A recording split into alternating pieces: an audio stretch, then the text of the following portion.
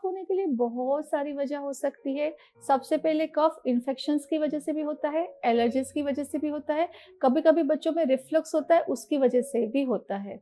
तो जिस वजह से कफ होता है उसके हिसाब से उसको अलग-अलग तरह से ट्रीट किया जाता है।